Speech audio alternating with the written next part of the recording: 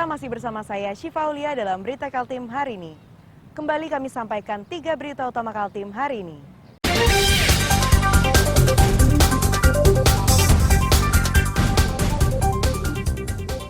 Kebakaran di Samarinda dan Balikpapan menghanguskan rumah dan 10 sepeda motor.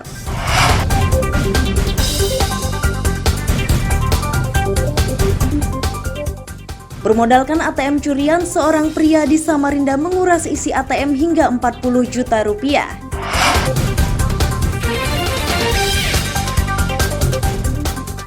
Pendaftaran caleg pemilu 2024 berlangsung di berbagai daerah di Kaltim.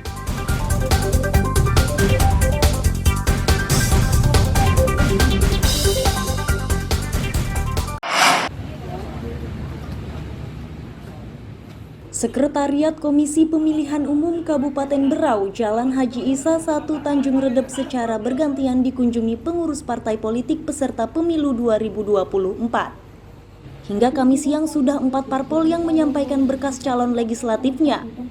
Keempat parpol tersebut adalah PKS, Hanura, PDIP, dan Nasdem.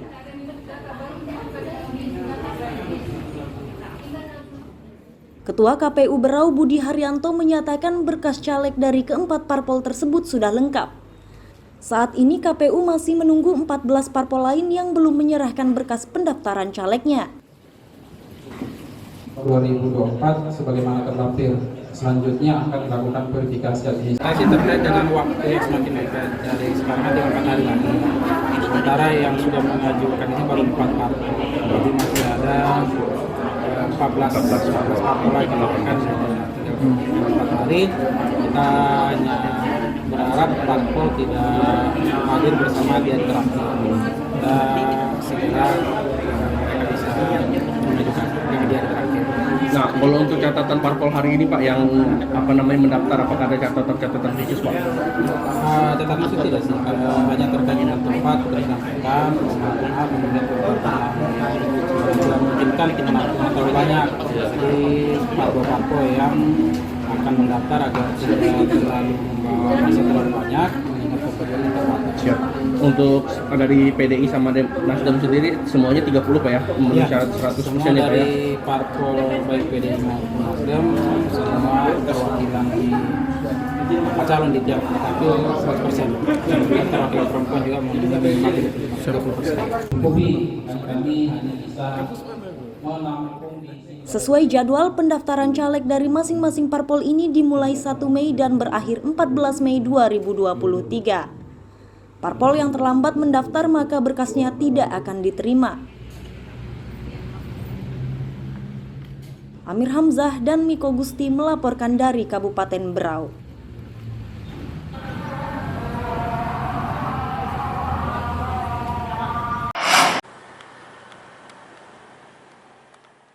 Komisi Pemilihan Umum Kabupaten Penajam Pasir Utara hingga hari ke-11 masih menerima pendaftaran bakal calon legislatif yang diusung oleh partai politik peserta pemilu 2024. Hingga Kamis siang sudah 4 partai politik yang mendaftarkan bakal calegnya.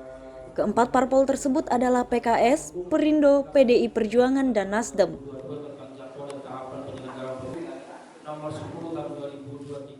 Ketua KPU Penajam Pasir Utara Irwan Syahwana menyatakan dari 4 parpol terdapat 1 parpol yang harus melengkapi berkasnya. Irwan Syahwana menilai pengembalian tersebut dilakukan karena pengurus parpol yang menyerahkan berkasnya masih dianggap sebagai bagian dari konsultasi kepada KPU.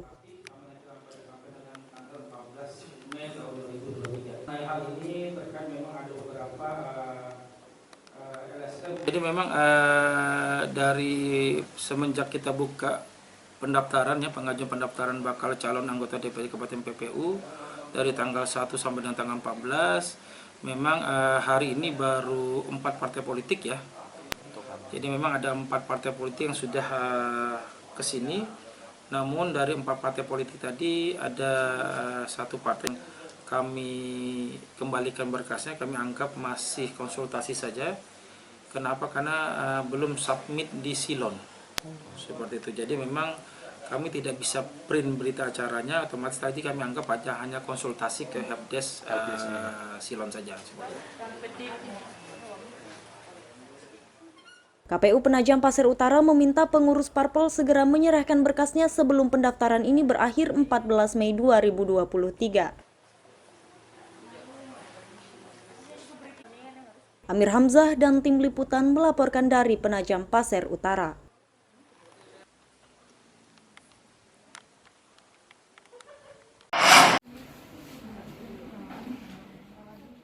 Belasan ibu rumah tangga dari 13 kecamatan se-Kabupaten Berau Kamis siang mulai berlatih menjahit di kantor Dinas Ketenagakerjaan dan Transmigrasi.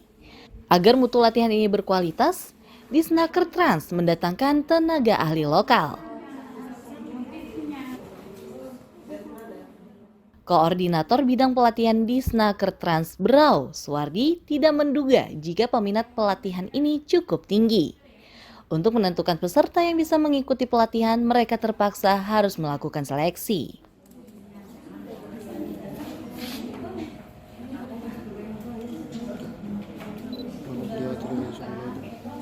Antusiasme masyarakat pencari kerja ini yang menjadi ini cukup tinggi.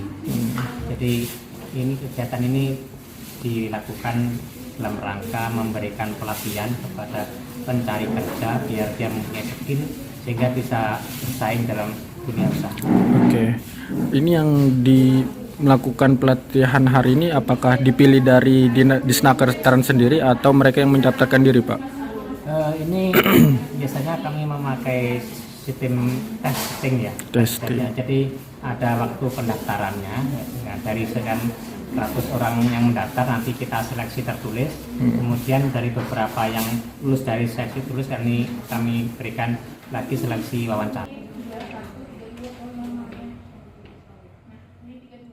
Tingginya minat karena peserta yakin pasca pelatihan mereka bisa memanfaatkan keahliannya untuk aktivitas sehari-hari, mulai memperbaiki pakaian sendiri hingga membuka usaha.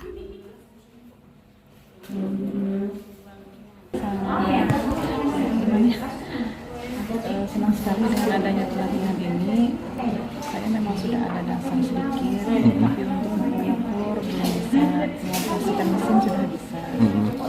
Nah, nantinya dari hasil pelatihan ini apa yang bakalan dilakukan ke depan, Bu? Insya Allah mau buka rumah. Oh, mau buka rumah. Pelatihan menjahit ini digelar 30 hari. Dalam jangka waktu tersebut, peserta akan diberi pelatihan mulai dari dasar hingga mahir.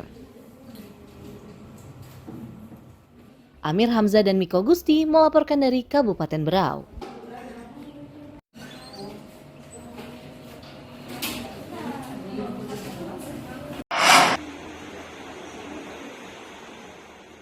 Satu persatu 30 pelaku usaha ini mengembalikan tanda peserta kepada Kepala Dinas Koperasi dan Usaha Kecil Menengah. Penyerahan ini menjadi tanda berakhirnya pelatihan pengemasan paket dengan kualitas ekspor.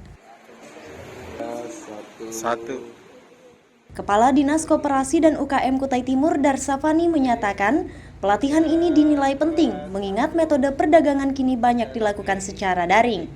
Kondisi ini memberikan kesempatan bagi pelaku usaha kecil untuk menjual hasil usahanya ke berbagai daerah, termasuk mancanegara.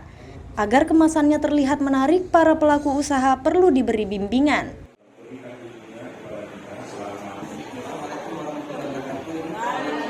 Nanti kami memberikan pelatihan itu memang rata-rata standarisasi kemasan ekspor sudah ke depan nanti.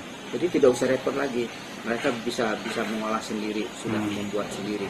Cuman tinggal mereka membeli bahan-bahannya, produknya yang mana yang mereka kalau mau berkualitas kan tergantung bahan-bahannya ya kan.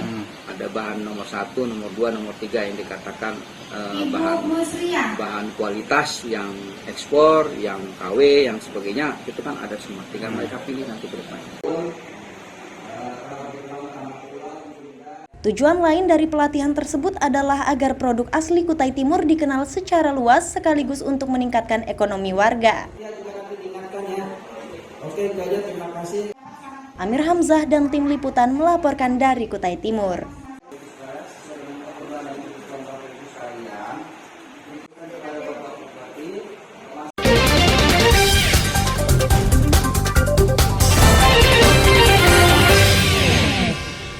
Pemirsa, berita tadi menjadi akhir perjumpaan kita hari ini. Saya Syifa Aulia, pamit undur diri. Selamat pagi dan sampai jumpa.